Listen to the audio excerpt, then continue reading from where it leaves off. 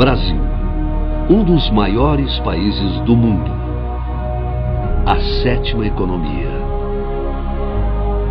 mais de 200 milhões de habitantes, europeus, africanos, asiáticos, índios, mestiços, o maior caldeirão cultural do planeta. Águas infinitas, florestas deslumbrantes, mais de 8.000 quilômetros banhados pelo Atlântico.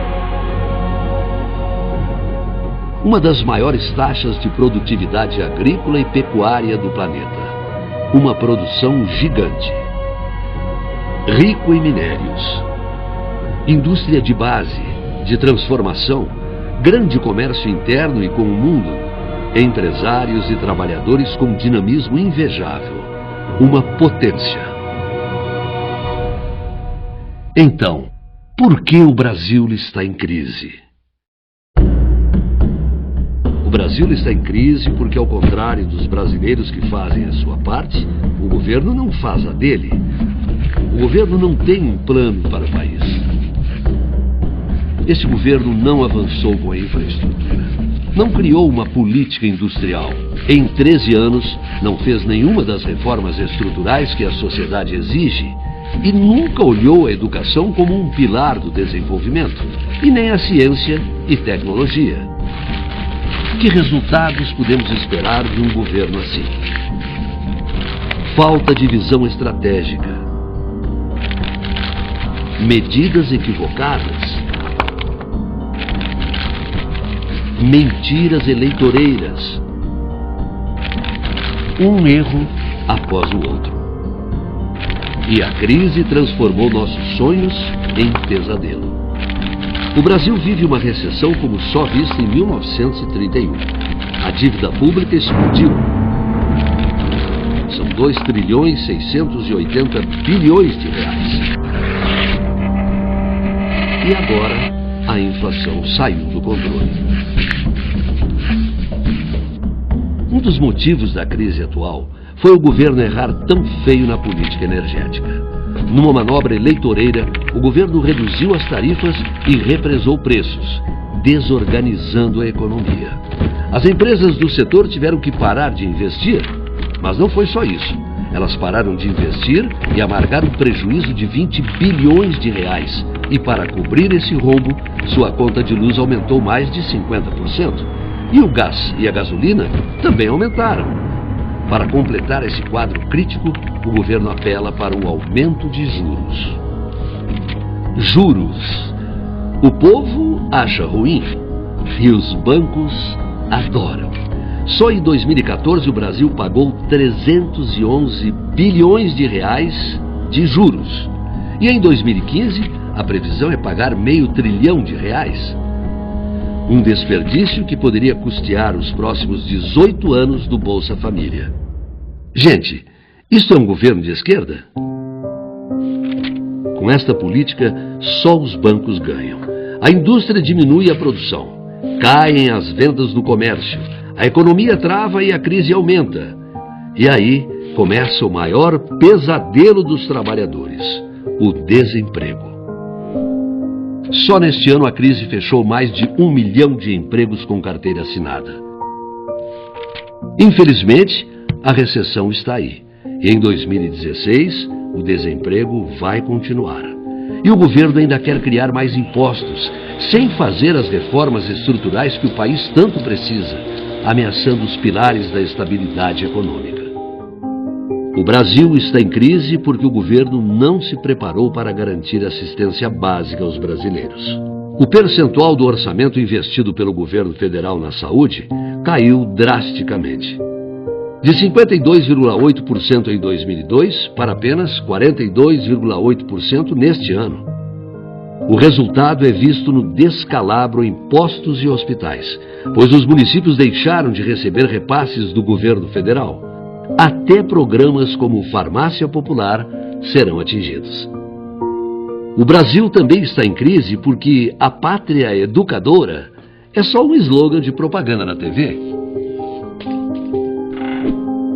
A pátria educadora ocupa a vergonhosa posição de número 60 no ranking mundial de qualidade da educação. Ainda assim, os programas sociais tiveram um corte de 25 bilhões de reais. Programas como o Pronatec. Os cortes atingiram também o repasse aos municípios para creches e educação infantil. O governo escolheu suas prioridades, e esse ano, pela primeira vez desde 1998, o analfabetismo aumentou no Brasil. Mas não adianta apenas criticar uma administração perdulária e desastrada, ou um governo politicamente fraco. Antes de tudo, temos que identificar a causa desta crise. E ela pode ser resumida em uma palavra: incompetência. Este não é o sonho da esquerda brasileira. A verdadeira esquerda tem projetos claros para o país e busca uma sociedade mais justa e solidária.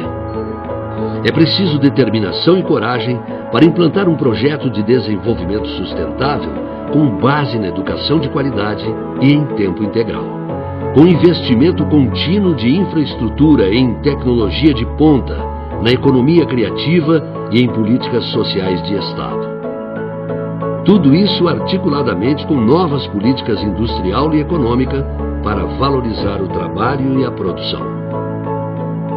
Um grande projeto de desenvolvimento começa com a divisão mais justa dos tributos entre União, Estados e municípios. Por isso, o PSB propõe um novo federalismo. Hoje, o governo federal fica com mais da metade dos impostos que você paga. Os estados com 25%. E os municípios, que é onde você vive, com apenas 18%. Ou seja, de um lado temos o governo federal rico, que esbanja dinheiro, e do outro, mais de 5.000 prefeituras com falta de recursos.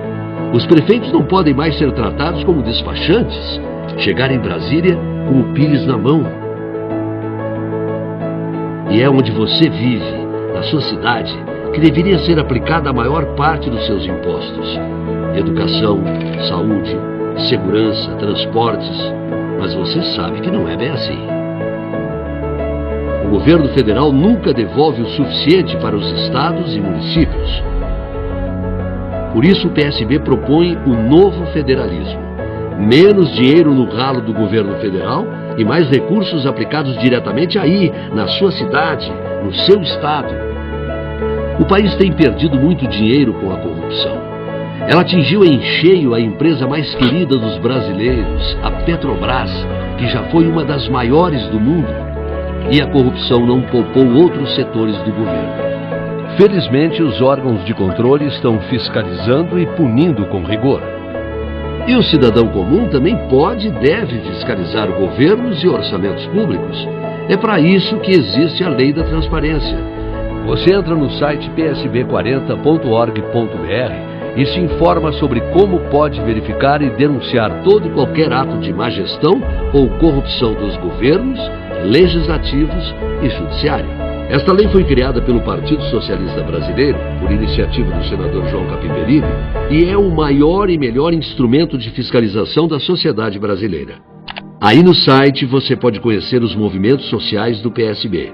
Entre eles está o das mulheres socialistas, que representa a nossa luta pela igualdade entre os gêneros e o fim da discriminação contra as mulheres.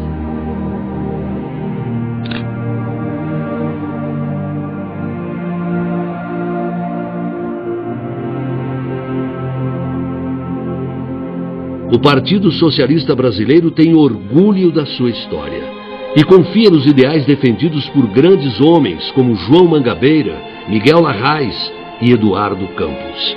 Ideais do socialismo democrático. Depois da crise, sempre vem a mudança. E a mudança no Brasil está começando. Cada vez mais pessoas compartilham os ideais de justiça social, liberdade e igualdade do Partido Socialista Brasileiro, que é um dos que mais cresce no país. O Brasil merece outro destino. E juntos podemos mudar nossa realidade. Não vamos desistir do Brasil.